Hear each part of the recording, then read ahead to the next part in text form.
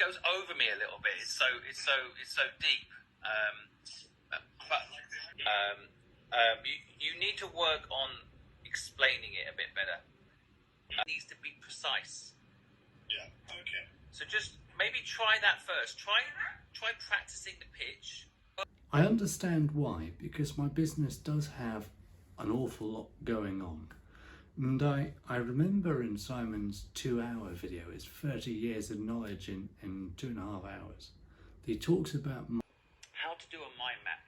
doing a mind map with you today. It might be just the thing to work out how to pitch the business as a whole better.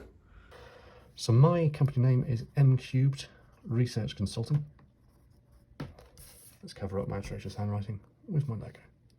And the aim of the company is to support 2 main missions. To empower coastal developing countries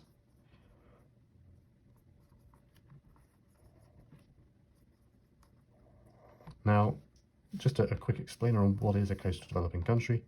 It is a country which is developing, where they are growing effectively in terms of income, which has access to the coast, has access to the sea, and therefore has an exclusive economic zone. Now, the exclusive economic zone extends up to 200 nautical miles from the coastline, unless it's delimited by another island, and then they both have an exclusive economic zone, and it sort of meanders through the middle. So this is an EEZ. And we'd be empowering coastal developing countries as an exploration-only consultant.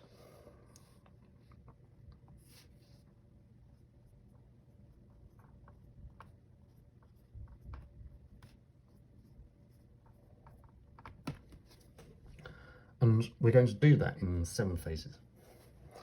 So if I use the lovely blue pen, first of all, a literature review. Now, literature reviews are a fantastic tool. This one would aim to discover what deposits are known, what deposits are inferred, so where we think they might be, and where the environment would promote the formation of these deposits. So, for example, for offshore volcanoes, you need some volcanism, in its simplest sense. For polymetallic nodules, you need an anoxic, so very low oxygen, very deep, very flat, very old, muddy bathymetry seabed. Old, anoxic, muddy, flat seabed. Very old, tens of millions of years. For ferromanganese crusts, you need cement, and there's going to be some ocean chemistry in that as well, which also needs to be very old. It needs to be tens of millions of years old. So from the literature review, and I've saved $250,000 for a startup company on a literature review, so this is a very important phase. We'll sample, we'd plan a non-invasive.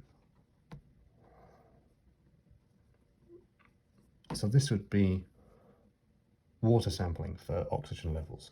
If we're looking at hydrothermal vents, we could sample the hydrothermal fluids. If we're looking for polymetallic nodules, it would be visual confirmation. And if we can get the technology to do sort of X-ray diffraction in situ, then that's a goer. It's non-invasive, it's not taking samples, it's not stirring up the dirt. Then of course we'd we'd conduct the non-invasive survey. Following on from conducting, we might plan a sampling survey. If the deposit is at scale, we'd be planning a sampling survey. So perhaps more important than the metal that's in it at this stage is conducting that there's a sizable deposit. Planning the sampling survey conducting sampling survey.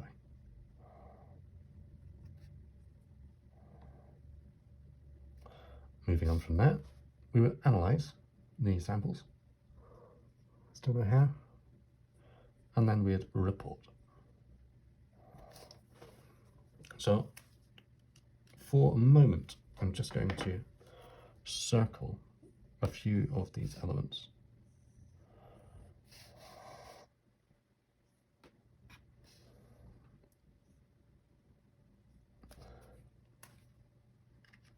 And let's talk about the value that I would bring, that m-cubed would bring to the empowering coastal developing country.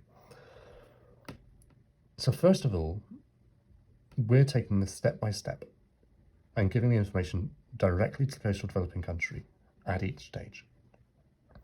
So what you'd expect is integrity, transparency. What I've heard from the particularly developing countries in the Southwest Pacific is when academia are conducting surveys like this, that information doesn't go to the country. They don't get to see it before it's published, and it takes a long time to publish. So at each stage, that power, that information to decide what's happening next goes to the country.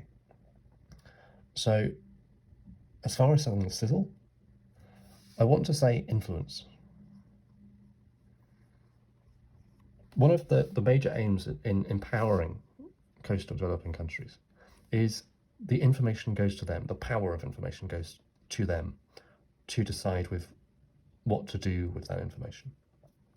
Now, if they want to conserve their deposits, then they know what they're conserving. If they want to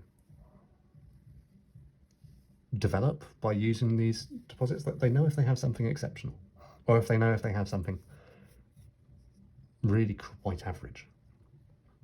And if they want to exploit, think of it as buying a horse and a cart.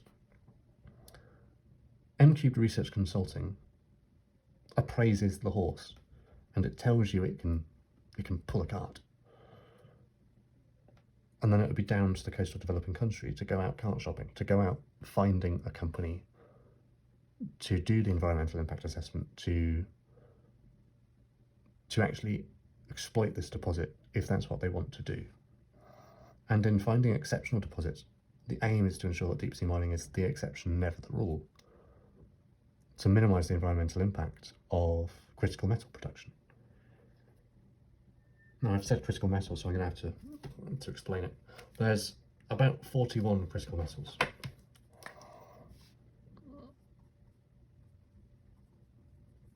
And these are the metals, the elements that we're desperately in need of for batteries, for renewable energy. And a lot of the reason that they are critical is political. It is that, particularly in the Western world, in Europe and America, that we want to be less reliant on China. So I've written on this far more extensively, and I might refer you to my website, m-cubed.consulting, where I've got a blog, and I've written a blog called Deep Sea Mining in a Changing Political World, and that goes more into why metals are critical. And if you're interested in that, I'm inclined to refer you to that. So let's bring in another player. Let's bring in Mission 2.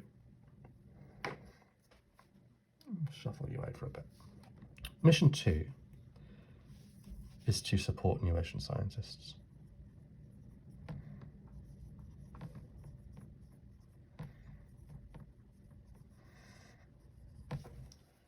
So let's talk about the value immediately to new ocean scientists.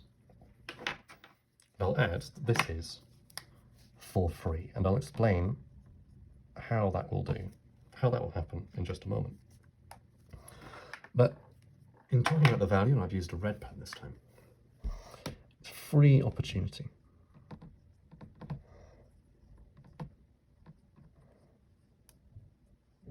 It's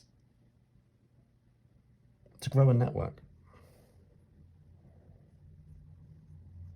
to travel to places where you won't be a tourist, to improve employability in living an ocean scientist dream. And it's meaningful experience. It's an opportunity to empower coastal developing countries. So it's meaningful. It's not academic.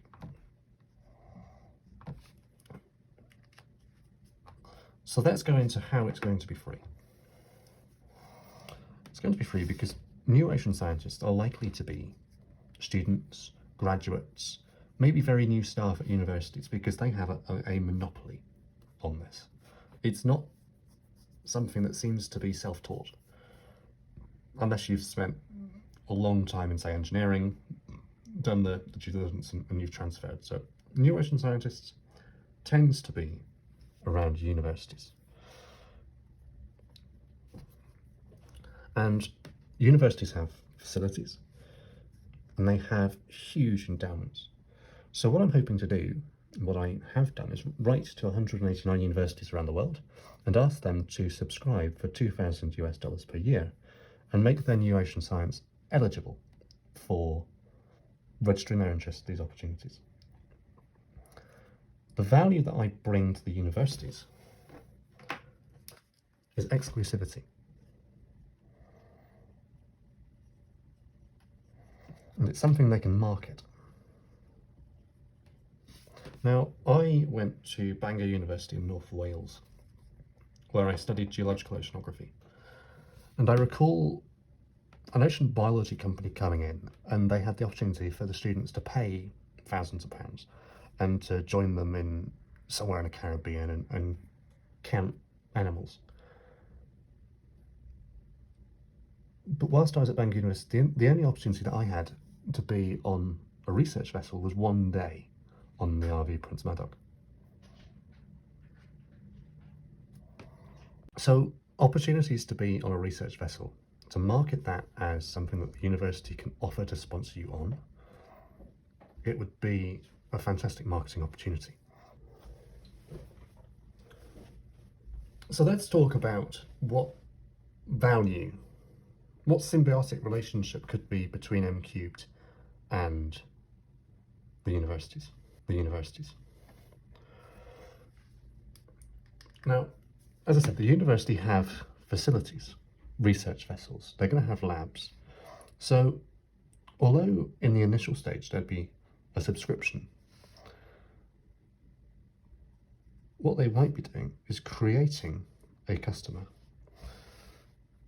to rent, lease equipment from for conducting the surveys. Say, for example, as part of their university, part of their research, they're developing new systems. We could be a proof of concept for developing, for proving their technologies, their capabilities when it comes to analysing geochemistry, when it comes to taking samples. And this could be a symbiotic relationship. Now, between the new ocean scientists and the universities, I feel that that's a good opportunity there for building a community with m-cubed that we facilitate to empower coastal developing countries. Let's remove that line.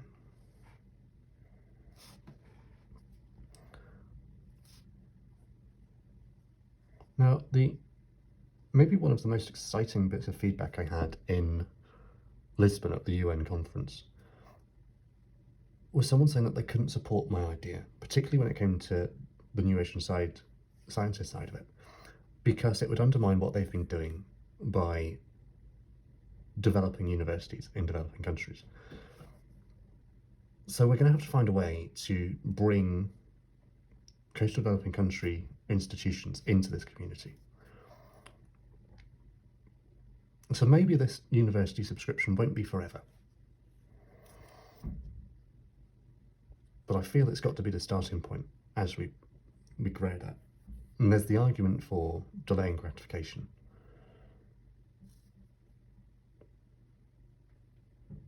But I feel that the net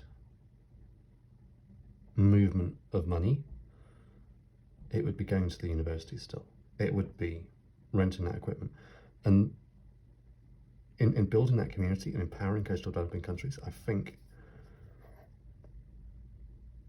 that's a leverage to reduce the costs. Now, to talk about costs for a moment, to talk about pricing. And let's talk about this in a value perspective.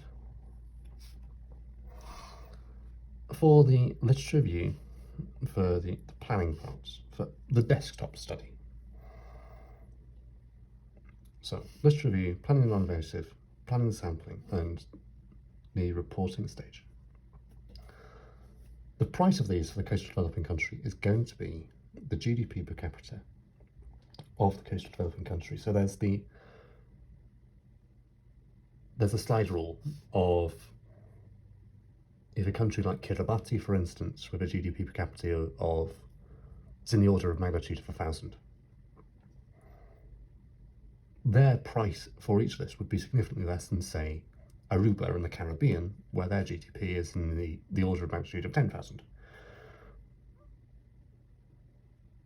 So it supports developing countries. So what I want to add there is value.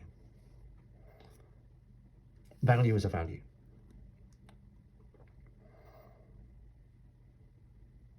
And these 3 points here, what I'd be working with the universities to do, is to charge at cost plus, say, I think it was 30%, 20%, and 20%. It's in everyone's interest to minimise that direct cost, because if that's minimised, it helps the coastal developing country more. If the university can minimise their pricing, I'm minimising my cut in line with that. And it feels like all the support here is going for the coastal developing country and the new Asian scientists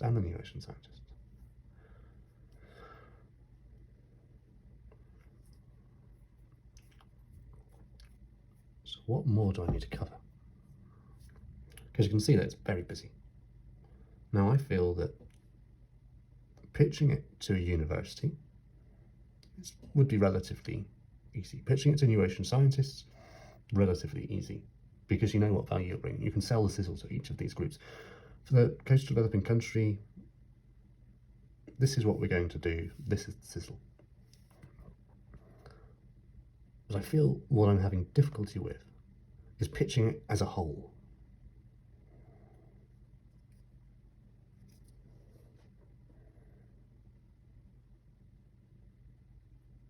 Pitching it as a whole. And the word that jumps out how best to pitch it as a whole is that one.